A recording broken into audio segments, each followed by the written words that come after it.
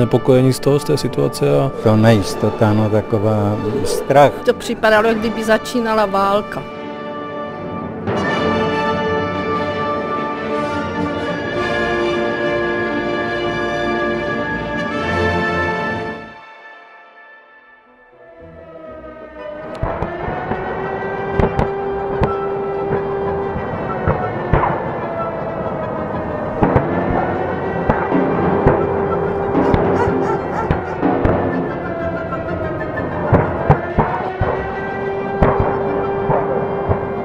V začátku se ještě nevědělo pořádně, co bouchlo, takže i to nás zajímalo, že jsme nevěděli pořádně, co bouchlo, jestli nebude potřeba třeba nějaká delší evakuace kvůli nějakým chemickým látkám.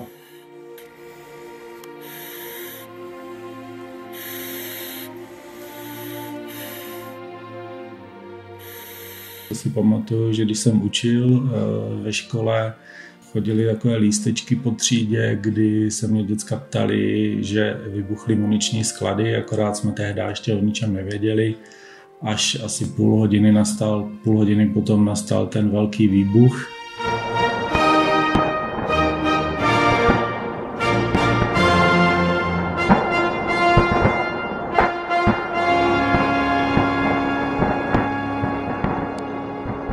Nejhorší asi ta rychlost té evakuace a potom to, že člověk na to nebyl připravený. Jako na tu první vůbec. Co jsme nevěděli, co si sebou vzít, jestli si máš vzít třeba nějaké dokumenty, jestli se vůbec teda domů vrátíš nebo ne, co bude dál. Bylo to něco nového, neznámého, nevěděli jsme, jak na to reagovat, co udělat první.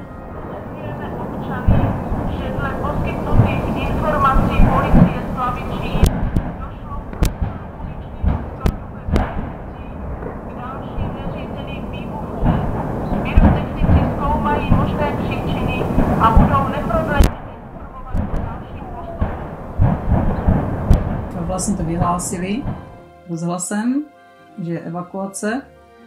No, zhruba do 4 hodiny pak dojela policie a okamžitě ven, jako všichni. No a já jsem říkala, jako, že musí chvilku počkat, než rodiče nachystám, než je obleču. Neexistuje, okamžitě. Takže naši vypochodovali prostě v papučích, tak jak byli oblečení.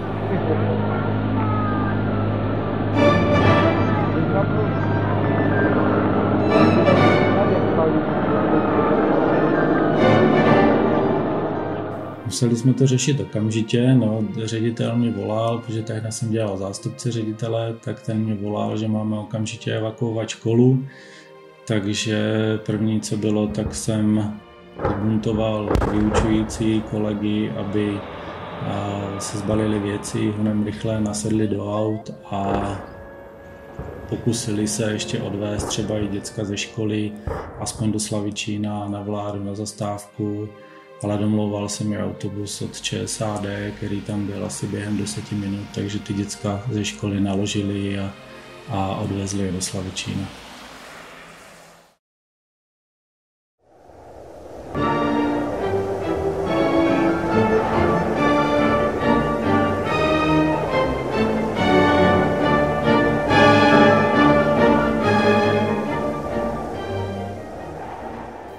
Já, jak jsme teda s našima odjeli, zapomněla jsem dědovi léky. Tady to vlastně mě pak zajišťovali hasiči dobrovolní, že jsem mi požádala, aby mi to potom tady vzali. Bez nich asi tak nevím, jak bych to dala, protože léky jsem řešila i se záchranářema, že on má dost specifické léky, takže to nebyli schopni jakože sehnat.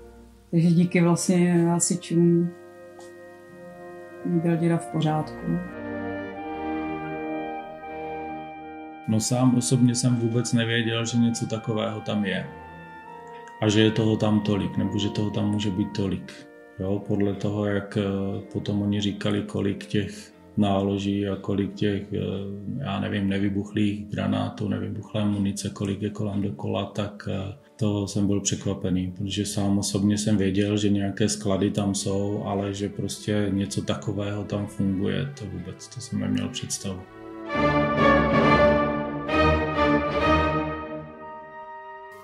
psychický stav určitě, jako nemohla jsem spávat. Člověk přemýšlel nad vším, jo, co teď bude, jak to bude dál. Jestli znovu se zase budou ty výbuchy opakovat nebo ne. Takové nejisté. Tak jsme viděli se synem a s kamarádem, jsme viděli, jak za potem přistál paraglidista. Podle toho, jakým způsobem přistával, podle toho, jak bylo horko, tak jsme si mysleli, že se mu něco stalo, že prostě spadl mobilem, že přestal foukat vítr nebo něco. A dlouho jsme ho neviděli, nikde se prostě neobjevoval, tak jsem jel dolů za hlídkou, která tam stála, kousek vlastně od vjezdu toho areálu uzavřeného. A ptal jsem se, jestli vyšel ten paraglidista ven. A oni teda řekli, že žádný paraglidista ven nevyšel. A říkám, no, oni říkali, že přece tam žádný není. Já říkám, no to já vím, že tam nějaký je. Já jsem ho tam viděl spadnout, že tam nějaký je. Takže oni řekli, no tak my nikam nevíme, děkujeme, podíváme se. Tak jsme ho byli úplně zděšení, co vlastně teda děje, odjeli pryč. Já jsem potom musel odjet, ale zhruba za nějaké 2 hodinky jsem slyšel, jsem byl přes kopec ve Všile, tak jsem slyšel, jak tady létá vrtulník. Nakonec se ukázalo, na druhý den, když přijeli policajti domů, a ukázalo se, že se jednalo o nějakého člověka, který se vsadil v někým hospodě, že tady přistáne v té zóně, že se tady má nepozorovaně zmizí.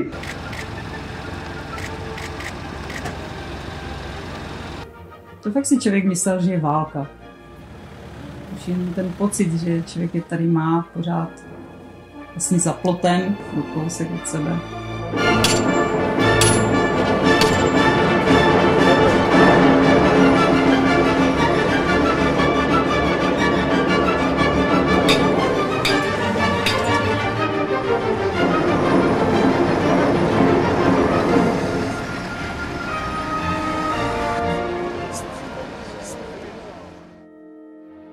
Po 6 letech jsme poprvé byli tento týden naproti v lese. Nahoře vylezení. To, co bylo předtím zapáskované. Stejně tam člověk jde tak jako zabavama trošku. My tam něco ještě nebylo.